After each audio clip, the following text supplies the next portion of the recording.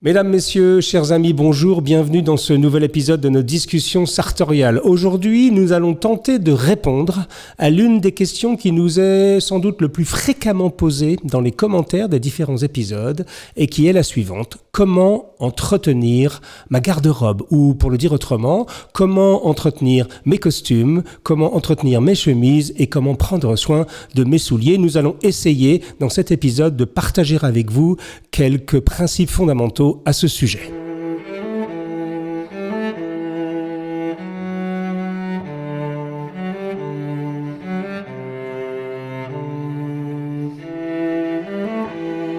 La question de l'entretien d'une garde-robe est quelque chose d'assez fondamental, évidemment parce que si, comme moi, vous êtes amateur des belles choses, de beaux costumes, de beaux souliers et de belles chemises, vous n'avez pas cette idée que ce sont des choses jetables. Vous avez envie de faire en sorte qu'ils restent potables et portables et en bonne condition pour de nombreuses années. Alors, je vais partager avec vous certains principes sur le sujet. Vous allez voir que ceci n'est pas très compliqué.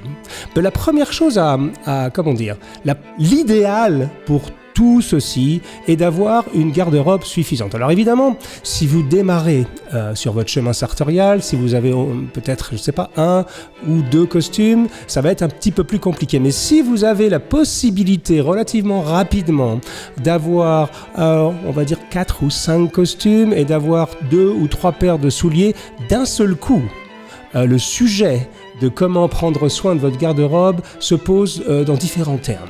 Je vous explique pourquoi.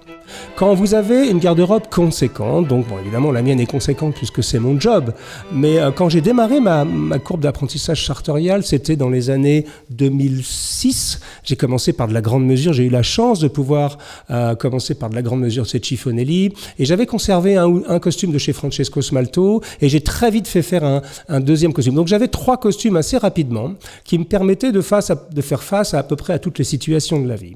Et quand on a 3 costumes, la première règle, qui est la règle la plus fondamentale dans tout ça, c'est de ne jamais porter le même costume 2 jours de suite.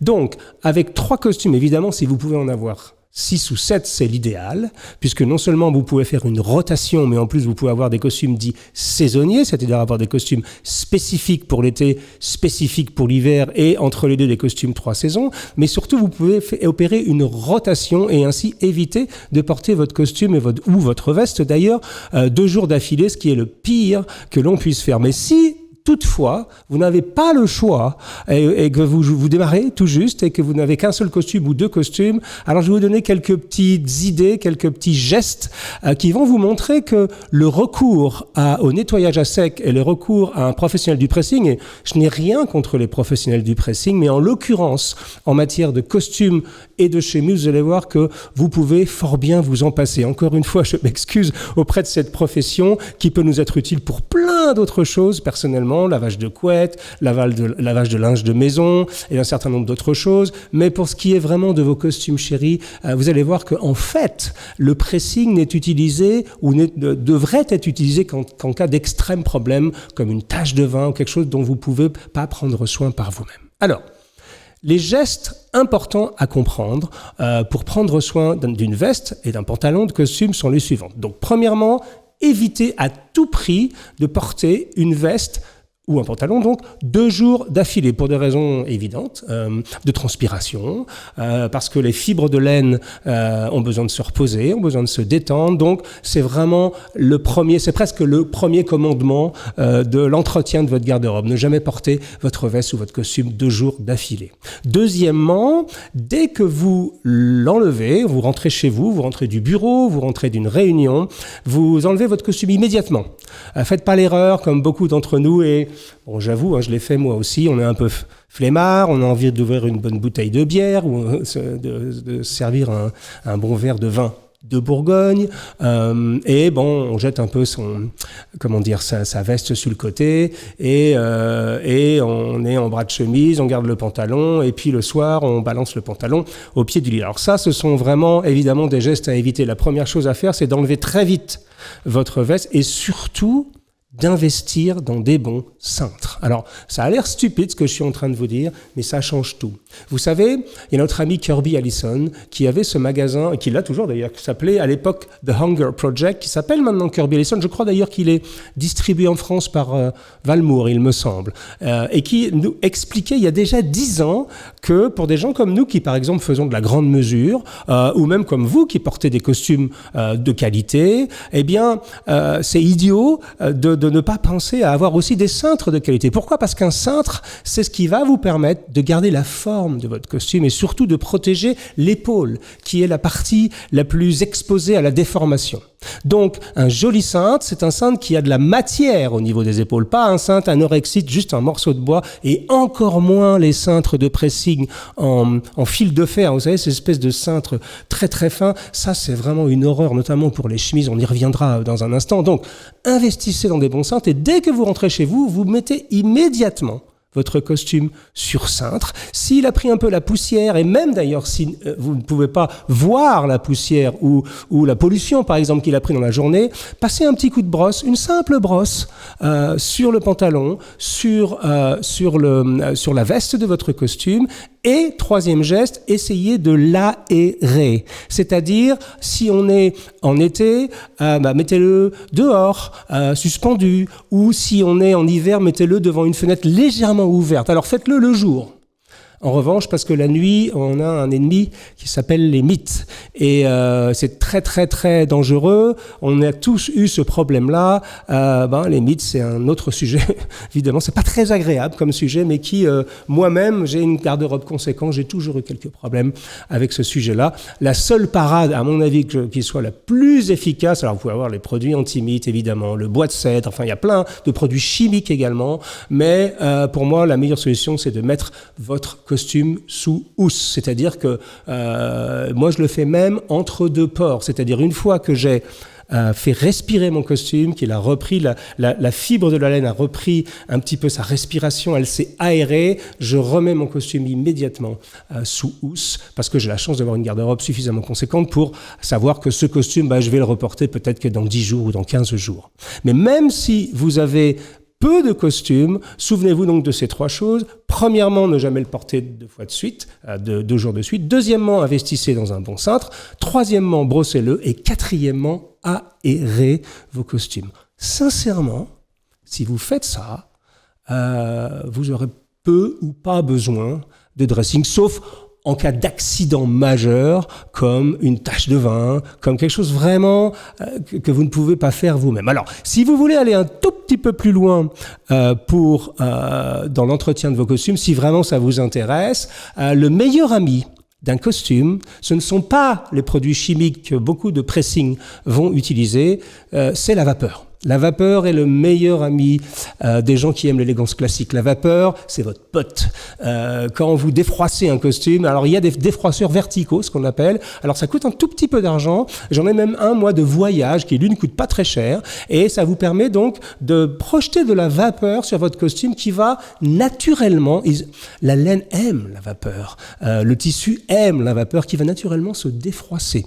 D'ailleurs, petit point de détail, vous avez tous peut-être fait l'expérience quand vous avez une chemise froissée et que vous n'avez pas trop le temps de la repasser, vous êtes dans la salle de bain où il y a beaucoup de vapeur après votre douche, vous la suspendez là, vous passez un petit coup de serviette mouillée dessus et vous allez voir que magiquement, en quelques minutes, votre chemise sera repassée. Nous y reviendrons tout à l'heure. Mais donc, si vous voulez aller un cran plus loin, donc vous avez les défroisseurs qui fonctionnent bien. Et encore, si vous allez encore un cran plus loin, il m'arrive de le faire de temps en temps, c'est si vous voulez...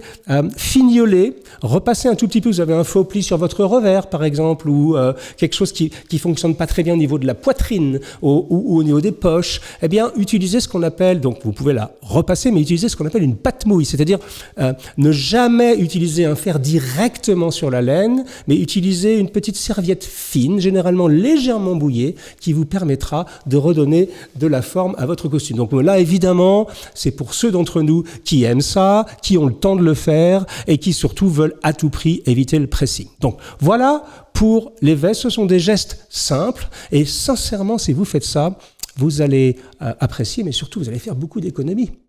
Donc vous comprenez que l'idée d'avoir beaucoup de costumes est ici contrebalancée par l'idée inverse qui est d'entretenir soi-même ses costumes et donc d'éviter de payer 30, 40, 50 euros à chaque fois que vous mettez votre costume au nettoyage à sec. Et ce mot nettoyage à sec, pour nous les amoureux de la chose sartoriale, ça sonne pas très bien à l'oreille. C'est beaucoup de produits chimiques et c'est surtout la chaleur. La chaleur règne en maître dans le nettoyage à sec et pour un costume thermocollé par exemple, il n'y a rien de pire. La chaleur est l'ennemi numéro 1 du thermocollage, d'où aussi l'intérêt d'acheter des costumes à minima semi-entoilés, donc c'est-à-dire avec une toile libre au niveau de la poitrine, ou encore mieux, complètement entoilée, c'est-à-dire avec une toile qui est au milieu du costume et qui va épouser petit à petit la forme de votre corps.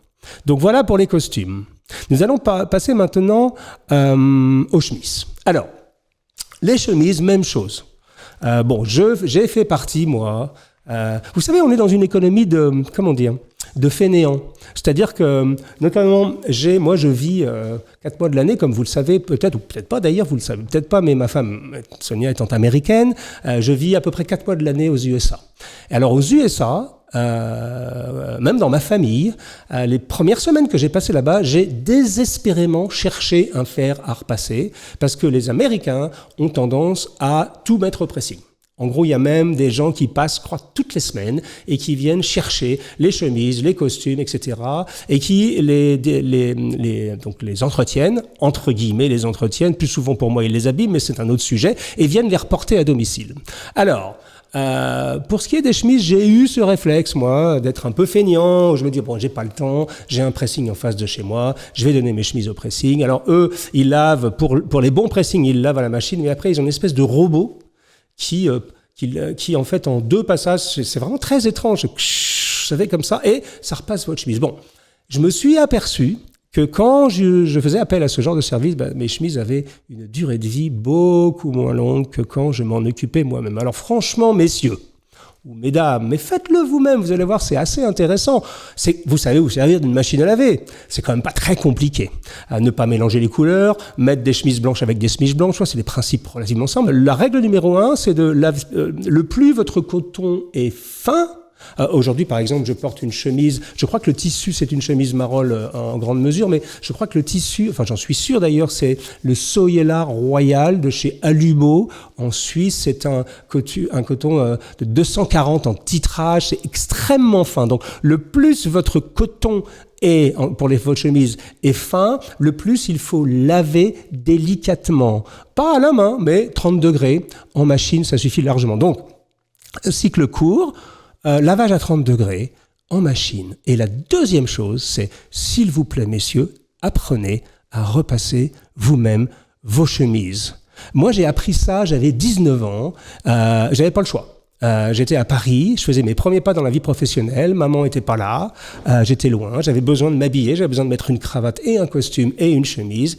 Et je me rappelle, j'ai un ami chez qui d'ailleurs j'étais colocataire, enfin j'habitais chez lui, je leur louais une chambre, et il m'a un jour montré comment on faisait pour repasser une chemise. Et depuis, j'ai gardé cette technique. Alors d'ailleurs, je vais prendre un risque énorme devant vous, c'est que je vais maintenant, face à la caméra, alors pas ici, je vais me déplacer dans une pièce ailleurs dans ma maison et je vais devant vous repasser ma chemise. Alors, vous allez voir qu'il y a autant de façons de repasser les chemises qu'il y a d'individus. Des gens la repassent à l'envers, d'autres les repassent à l'endroit. Moi, j'ai appris cette méthode qui est sans doute pas la plus orthodoxe, mais elle fonctionne très bien. Donc, je vous emmène avec moi et je vais vous montrer non seulement que c'est pas très compliqué, mais surtout que ça peut être extrêmement agréable. Allons repasser ma chemise. Ce que je vais vous montrer maintenant a été réalisé live, sans trucage. Vous avez besoin donc d'une bonne table. Vous voyez, même ma table, elle n'est pas très propre, je l'adore. Elle est très large, relativement solide.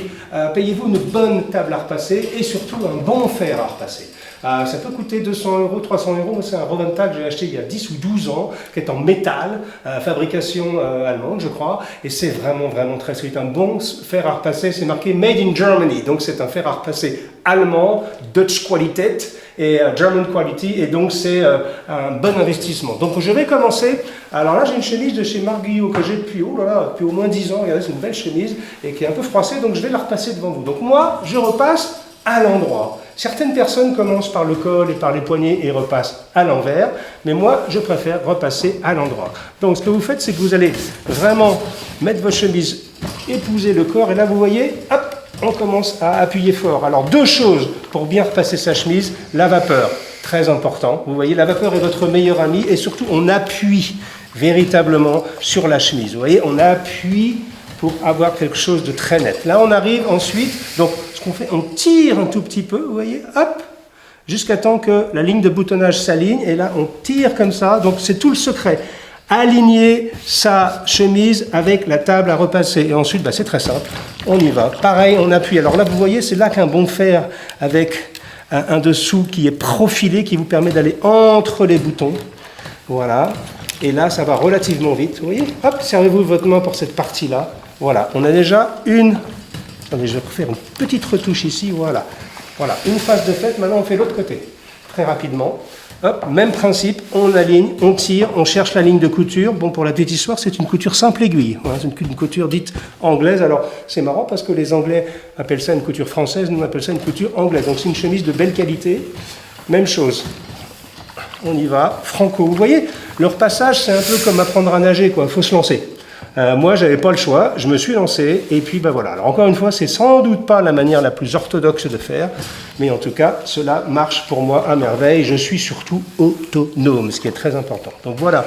Donc c'est pas grave si de temps en temps vous voyez une petite tache d'eau qui arrive, c'est parce que j'ai mis beaucoup de vapeur toujours, et donc ce n'est pas grave. Moi, derrière ça, je fais immédiatement le dos.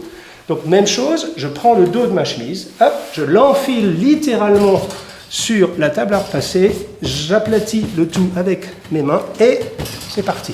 Là, on y va, franco, on appuie, on laisse de temps en temps un petit peu de vapeur s'échapper. Je vous le rappelle, la vapeur est votre meilleur ami pour le repassage. En outre, c'est hyper agréable comme sensation.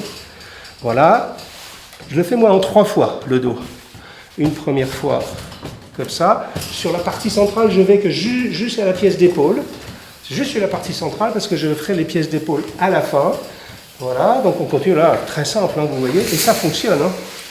Et là, la troisième fois, on fait le côté gauche de la chemise. Même chose, on essaye d'aligner au maximum la ligne de couture ici, et on y va. On appuie. Voilà. Voilà, donc là on a fait le devant, le dos. Alors certaines personnes évidemment font ça dans une autre chronologie. Moi ce que je fais à ce moment-là, c'est que je fais le col. Mais moi le col, je le fais à l'envers. Ne me demandez pas pourquoi, j'ai toujours eu l'habitude de le faire comme ça. Voilà. Là, on appuie vraiment avec le fer.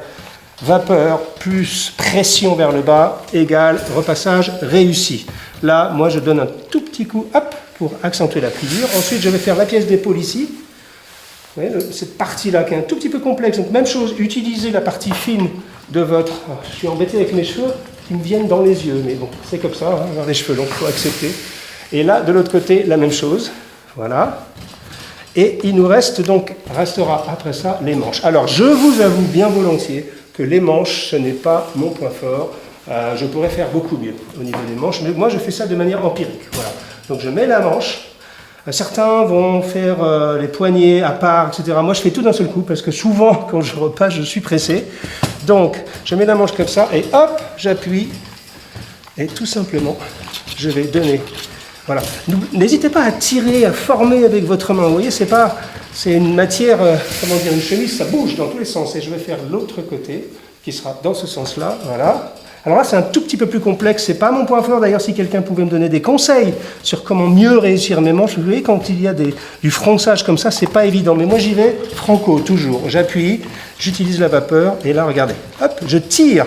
Pour faire en sorte que les fronces restent naturelles. J'appuie sur les poignets, je prends toujours un petit peu de vapeur dans les lunettes, et attention, 3, 2, 1. Mesdames, Messieurs, j'ai le bonheur de vous montrer une chemise prête à être portée, très bien repassée. Le secret de tout ça, c'est de se lancer, et surtout, soyez autonome. Ne soyez jamais pris au dépourvu, parce que savoir repasser savoir repasser sa chemise comme savoir cirer ses chaussures, c'est l'un des attributs du gentleman. À bientôt. Voilà, donc nous sommes de retour après ce petit tutoriel. Alors, encore une fois, C'est sans doute pas... Je pense que je peux faire beaucoup mieux au niveau des manches, notamment. Je sais que certains commencent par le col, certains commencent par les poignets. Mon ami Luca Rubinacci, d'ailleurs, a mis une vidéo récemment sur Instagram où il repasse lui-même sa chemise. Donc, au-delà du fait que, bon, les gens, vous pouvez avoir la considération qu'après tout, vous êtes cadre supérieur dans une entreprise, vous avez autre chose à faire, pour parler poliment, que de mettre votre costume sur un cintre et de repasser vos chemises, etc., etc. Sincèrement, entre vous et moi, j'utilise ça presque comme un moment de relaxation. J'aime l'odeur de la vapeur, j'aime ce geste et j'aime surtout l'idée d'être autonome. C'est-à-dire, quoi qu'il arrive, je suis capable de repasser ma chemise tout seul. Nous arrivons maintenant aux souliers. Alors, évidemment, il y a tout un courant dans le monde sartorial de gens qui adorent s'occuper, bichonner, patiner, glacer leurs souliers. Alors, en ce qui concerne l'entretien des souliers, je ne vais pas vous faire une démonstration puisqu'il y a des références en la matière. Par exemple, vous allez The Shoe Snob, mon ami Justin Fitzpatrick. D'ailleurs, je crois qu'on avait mis quelques vidéos sur Parisian Gentleman qui vous montrent comment entretenir vos souliers, le cirage, la crème nourrissante, le glaçage, etc. Je sais que notre ami Quentin Plancheneau, qui travaille chez Howards, bonjour Quentin, à Paris, fait parfois encore des ateliers de cirage, glaçage et d'entretien de bichonnage de chaussures chez nos amis de mes chaussettes rouges. Bonjour Vincent, bonjour Jacques, à Paris. Donc, regardez sur le site meschaussettesrouges.fr et je pense qu'il y a, alors je ne sais pas s'ils le font encore, mais à une époque, ils faisaient des ateliers d'entretien des souliers. Vous pouvez également aller voir du côté de la chaîne YouTube de notre ami Kirby Allison, qui s'appelait The Hunger Project avant, et qui, alors j'allais dire before, parce que quand je parle d'un américain, j'ai les mots anglais qui me viennent en tête. Donc lui, alors là, je pense qu'il y a des dizaines de tutoriaux sur comment prendre soin de ses souliers. Je crois même qu'il fait une série qui s'appelle l'entretien des chaussures du dimanche, et il y a même son gamin, je crois qu'à 6-7 ans, qui le fait avec lui. C'est génial, c'est bien réalisé. Voilà. Donc, regardez ces choses-là pour avoir les fondamentaux. Mais quand même, je vous donne 2-3 idées que moi j'utilise. La première chose, c'est que j'utilise, avant toute chose, un produit fabuleux qui est fait en France par une marque française qui, selon moi, est ce qui se fait de mieux en matière d'entretien de souliers, c'est la marque Saphir. Alors, j'ai jamais visité la maison Saphir. Ce sont des gens qui font du cirage, comme vous le savez, mais également des crèmes, qui sont vraiment des professionnels. Et quand, j'ai vu des images de comment ils préparaient leurs produits, c'est comme de la cuisine. Hein. On a l'impression d'avoir des gens qui sont en train de préparer un pot-au-feu, qui mélangent des produits, etc. Moi, j'utilise la fameuse, célèbre, unique crème universelle de chez Saphir, qui est un geste génial. C'est une crème qui coûte pas très cher. Et quand vous enlevez vos souliers le soir, même chose que pour les costumes, hein, pour les costumes, vous investissez dans un bon cintre. Pour les souliers, vous investissez dans des embauchoirs. Il faut mettre vos souliers sur les bois. C'est important, surtout en bois. Alors, si vous voyagez, parfois, ça peut être utile de les avoir en plastique parce que c'est léger, mais des vrais embauchoirs en bois de cèdre, ça aspire la transpiration et ça va tout de suite redonner la forme à votre soulier. Alors, si vous n'avez pas les moyens de vous acheter plusieurs embauchoirs, c'est ce qu'on appelle, ça s'appelle un embauchoir, donc cette forme en bois. Si vous n'avez pas les moyens de vous en acheter plusieurs, parce que ça peut coûter pas loin d'une centaine d'euros une paire d'embauchoirs, alors ce que vous faites, c'est que utilisez-le de toute façon immédiatement après avoir enlevé votre soulier et laissez-le dessus au moins 1 heure ou 2 pour que le bois puisse absorber la transpiration et que la forme du soulier soit préservée. Et après, vous pouvez tourner avec 2-3 paires d'embauchoirs sur 6-7 chaussures. Ce n'est pas un problème. L'idéal étant, bien entendu, d'avoir une paire de bois, comme on appelle ça les bois ou les embauchoirs, par paire de souliers. Donc ça, c'est le premier geste à faire. Et le deuxième geste à faire, c'est la même chose que pour le costume. Passez un coup de brosse. Enlevez la poussière. Enlevez si vous avez marché dans des choses peu agréables. Et si vous voulez donc appliquer une cirage, si après vous sortez, vous avez besoin d'avoir des chaussures impeccables, et d'ailleurs vous devriez avoir des chaussures impeccables tous les jours, passez une couche de crème universelle, avec un chiffon doux, c'est génial, ça nourrit le cuir, ça lui redonne sa souplesse, et c'est un produit génial. Et après, évidemment, donc vous regarderez les tutoriaux, il est bien de passer, évidemment, du cirage, toujours de ces saphirs, faites attention, ne vous lancez pas tout de suite dans la patine, c'est vraiment un job à part, mais pour faire un joli cirage, achetez un cirage qui soit cohérent avec la couleur de votre soulier, vous passez le cirage, et surtout, il y a quelque chose qui est important, c'est investissez dans une bonne brosse à lustrer. Voilà. Moi, j'ai acheté cette brosse, C'est de chez J.M. Weston. Voilà. J'ai acheté cette brosse, je crois, en 1996. C'est du poil de sanglier.